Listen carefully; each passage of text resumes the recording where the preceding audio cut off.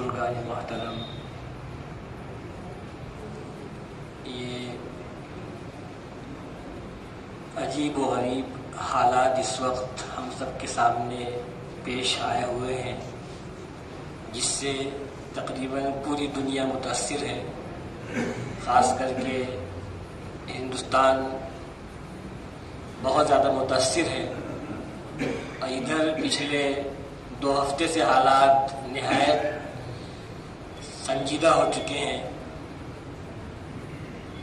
اس لیے اس حالات سے نکلنے کی کیا صورتحال ہو سکتی ہے، اسلامی زاویے سے، اسلامی نظریے سے اگر دیکھا جائے تو قرآن مقدس میں اگر آپ دیکھیں، غور کریں، تو اللہ رب العزت نے سورہ انفال میں ارشاد فرمایا ہے وَمَا كَانَ اللَّهُ لِيُعَذِّبَهُمْ وَأَنْتَ فِيهِمْ وَمَا كَانَ اللَّهُ مُعَذِّبَهُمْ وَهُمْ يَسْتَغْفِرُونَ۔ اس کو سیدنا عمر فاروق اعظم رضی اللہ عنہ نے فرمایا کہ اللہ کے عذاب سے روکنے والی 2 چیزیں تھیں، ایک چیز رخصت ہو گئی، ایک چیز موجود ہے۔ اب جو یہ چیز چل رہی ہے، یا تو اللہ کی طرف سے آزمائش ہے یا اللہ کا عذاب ہے، اور جب گناہ انسان کے حد سے زیادہ بڑھتے ہیں تو اللہ کی طرف سے عذاب بھی آتا ہے، انفرادی عذاب بھی آتا ہے اور اجتماعی عذاب بھی آتا ہے اللہ کی طرف سے۔ اس عذاب سے نکلنے کی صورتحال کیا ہو سکتی ہے؟ کیا طریقہ کار ہے کہ اس مشکل سے انسان باہر نکلے؟ پریشان حال ہے انسان، رات کو سوتے ٹائم کسی کا فون آتا ہے، کوئی عزیز بیمار ہے تو کسی عزیز کا انتقال ہو گیا، صبح اٹھتے خبر آتی ہے کہ کوئی عزیز بیمار ہے یا کسی جاننے والے کا انتقال ہو گیا۔ عجیب سی کیفیت ہے، عجیب سی صورتحال ہے۔ ہم لوگوں نے اپنی زندگی میں ایسے حالات کا کبھی سامنا نہیں کیا تھا۔ آئی ہے، اس سے پہلے وبائیں آئی ہیں، بیماریاں آئی ہیں، لاکھوں لاکھ لوگ مرے ہیں، اس میں کوئی شک نہیں۔ ہم لوگوں نے اپنے دور میں اس طرح کے حالات کا سامنا نہیں کیا۔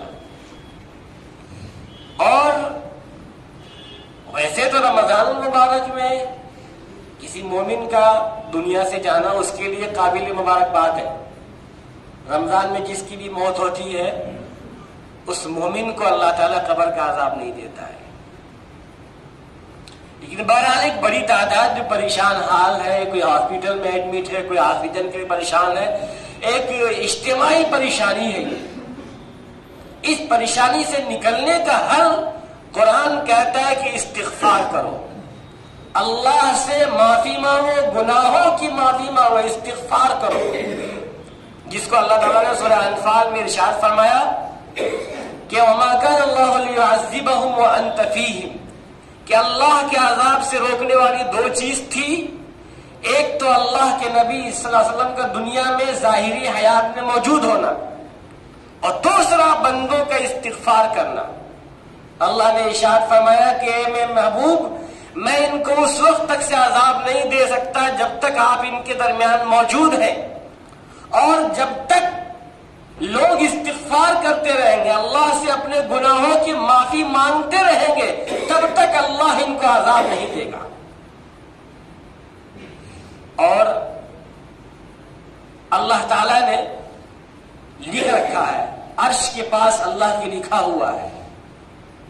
اللہ کے رسول صلی اللہ علیہ وآلہ وسلم نے ارشاد فرمایا کہ اللہ تعالیٰ نے آسمان و زمین کے بنانے سے، اللہ تعالیٰ نے مخلوق کے پیدا کرنے سے پہلے ہی ایک تحریر لکھا کہ اللہ کی رحمت اللہ کے غضب پہ غالب ہے،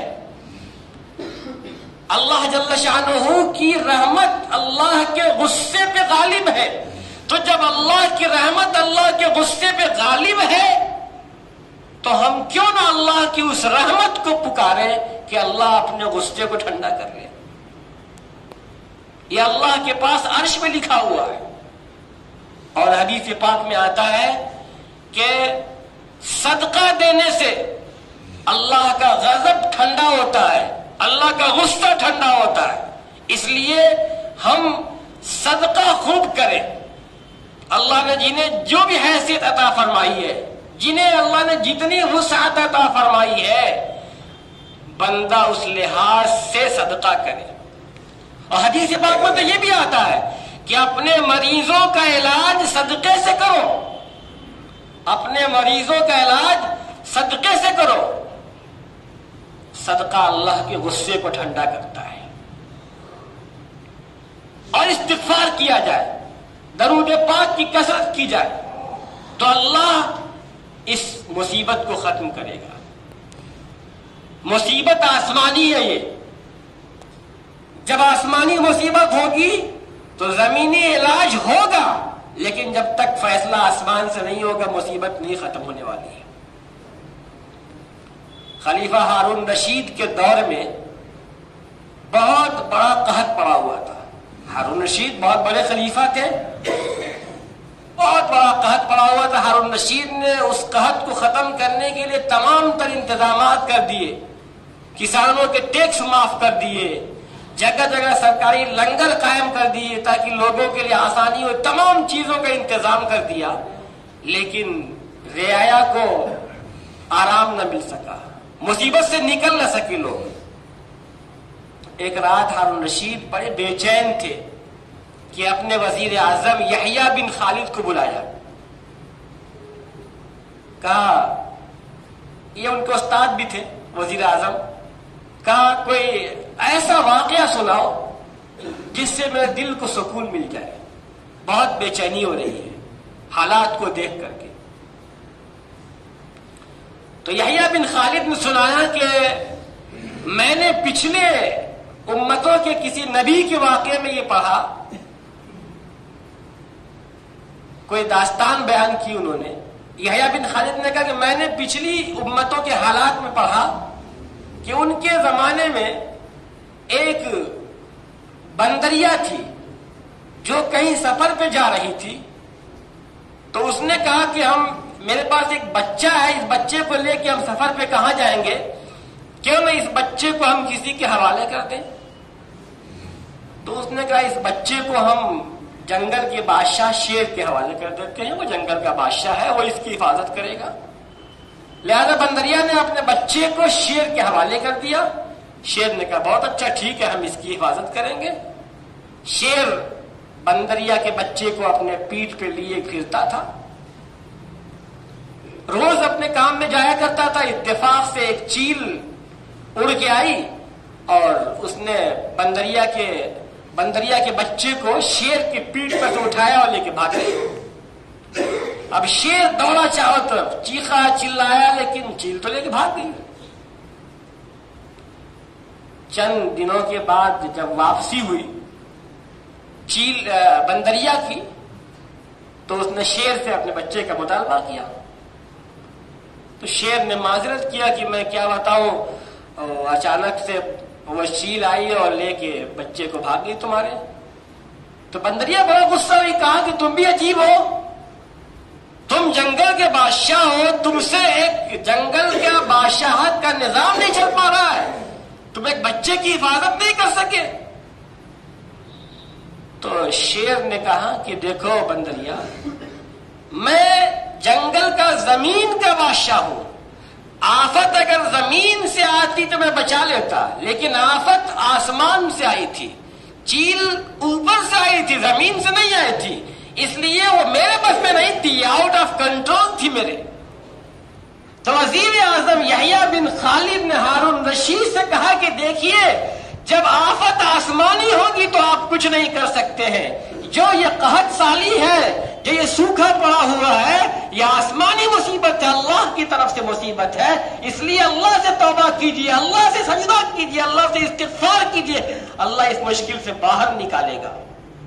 اس لیے جو حالات چل رہے ہیں ہمیں چاہیے کہ ہم اللہ سے خوب روئے, استغفار کریں. رمضان چل رہا ہے, رحمت کا عشرہ آج آخری دن ہے, رحمت کے عشرے کا آج آخری دن ہے. پہلا عشرہ رحمت کا, دوسرا عشرہ مغفرت کا, اور تیسرا عشرہ جہنم کی آگ سے نجات کا. تو پہلے عشرے کا آج آخری دن ہے. ہم رات کو سوتے ٹائم یا راتوں کو اٹھ کر کے تہجد میں روئے, اکیلے میں روئے، گریہ ساری کرے، اللہ کے ساتھ روئے، توبہ کرے، استغفار کرے، پوری قوم تمام لوگ استغفار کرے اور یہ عہد کرے کہ اب گناہ نہیں کرنا ہے، اللہ سے یہ عہد کرے کہ اللہ ہمیں گناہ سے بچا لے، ہم گناہ اب نہیں کریں گے۔ یہی اس کا علاج ہے۔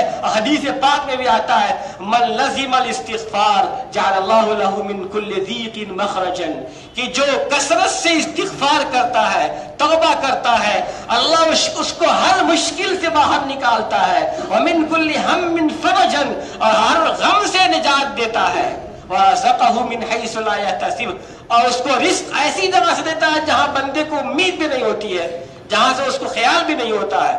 اس لیے رمضان چل رہا ہے، ہم اللہ سے خوب توبہ کریں، استغفار کریں، گریہ زاری کریں، روئے، اور اللہ کے غصے کو ٹھنڈے کرنے والے چیز صدقہ و خیرات خوب کریں، درود پاک کی کثرت کریں۔ اللہ تعالی ہم سب کو صحیح باتوں پر عمل کرنے کی توفیق عطا فرمائے۔